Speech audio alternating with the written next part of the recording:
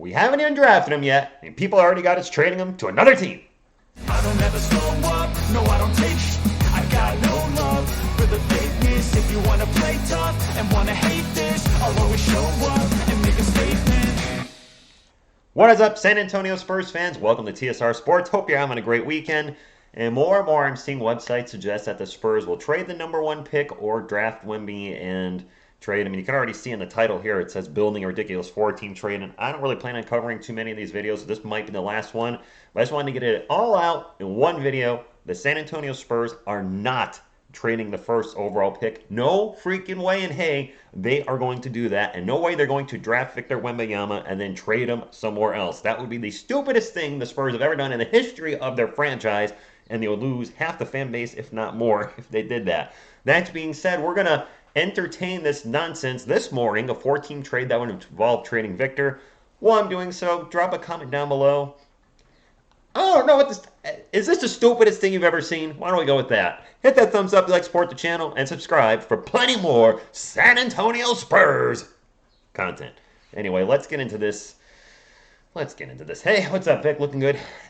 It's time to fire up the ridiculous NBA trade machine again. Victor Wembanyama, who may be the greatest prospect in the history of team sports. Well, geez, Adrian Wojnarowski, don't put too much pressure on the young guy. And then FS1's Chris Broussard said that Wemby reaching the level of Anthony Davis, Kevin Durant, or Hakeem Olajuwon would be a disappointment. Really getting the expectations way, way up there. So what's this trade? Well, it's a four-team trade involving our Spurs, the 76ers, the Wizards, and the Rockets. Our Spurs would receive Joel Embiid, the reigning MVP and scoring champ, Bradley Beal, and a 2025 second-round pick from the Houston Rockets. The Philadelphia 76ers would get Victor Wembanyama, Keldon Johnson, and Doug McDermott. The Washington Wizards received Devontae Graham, Zach Collins, and a 2025 first-round pick. And then the Rockets would get Khem Birch. Whatever there. So to just kind of isolate this in one spot so you can see it all together, essentially what they have us giving up in this four-team trade is Victor Wembanyama, Keldon Johnson, Doug McDermott, Devontae Graham, Zach Collins, Khem Birch, and a first-round pick. So a large portion of our roster. When it comes to the draft, nothing is a sure thing. I do agree with that. There's no guarantee to say Victor Wembanyama is going to be better than somebody like Hakeem Olajuwon. I think we're getting a little carried away, or Kevin Durant. Let's just say that he's a great prospect and has the potential to be a great NBA player, but I don't want to compare him to anybody else. He's going to be the first Victor Wembanyama. The guy's 7'5". How many 7'5"ers have had great NBA careers? Be sure to list them in the comments. What this would do is replace much of San Antonio's young core with the reigning MVP and a guard who's averaging 27.6 points per game over the last four seasons, and that would instantly vault the Spurs into contention. Yes, we would instantly be a playoff team with Bradley Beal and Joel Embiid. I certainly don't disagree with that. And they do feel the Spurs would maximize the remaining potential of both Beal and Embiid. Maximize their remaining potential, huh? I'm going to get into this in just a little bit in a moment. Ultimately, again, there's almost no chance. You've got no chance. No chance in hell. Okay, sorry. Just went into WWE mode. No chance the Spurs would consider surrendering the chance to land Wembanyama. But if they could get 55 to 60 points, 10 to 15 rebounds, around 10 assists, and a dominant rim protector in exchange for him, they'd at least have to have a meeting to discuss. No, they wouldn't. We're going to bring Victor back up on the screen here, and I'm going to tell you why I feel like this is, one, it's not going to happen, but just to play devil's advocate, everything I would be against on this trade. First and foremost, Bradley Beal, Joel Embiid, phenomenal players. Again, the reigning MVP and Embiid, the scoring champ.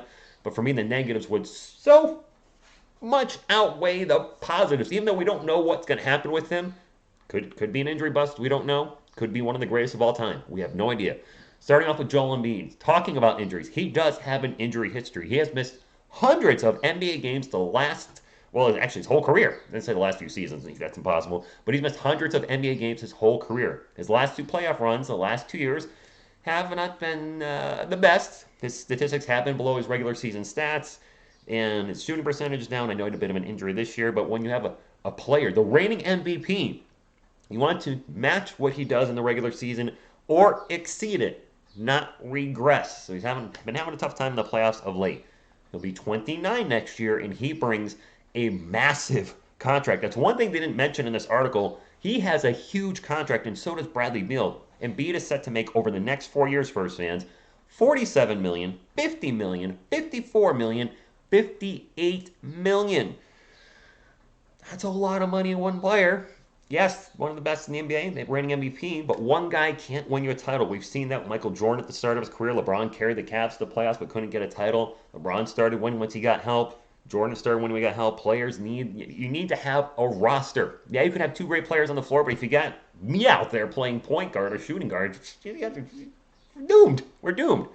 As far as Bradley Beal, another player with an injury history. He's missed a lot of time over the last 4 seasons. He'll be 30 next year, and he also has a massive contract as well. Over the next 3 years, he's set to make $47 million, $50 million, $54 million, with a fourth-year option of $57 million. All the Spurs money would be tied into these two players. We just saw the Sixers couldn't do it with Embiid and Harden. Why the hell would Embiid and Beal be able to get us anywhere? We would make the playoffs every year with these two guys, but we certainly not have enough pieces around them to win. So, absolutely, with this, again, no chance of this happening. But why somebody even suggest this? Just plucking two players who might not even be compatible for all we know on the court. I'm just going to drop, one superstar, another one, throw them on the Spurs, and then the Spurs are going to be like, yeah, we can win with them. No, we can't. We'd be in playoff hell where we make the playoffs every year, maybe the Western Conference Finals, and then get knocked out because we just don't have enough around those two guys.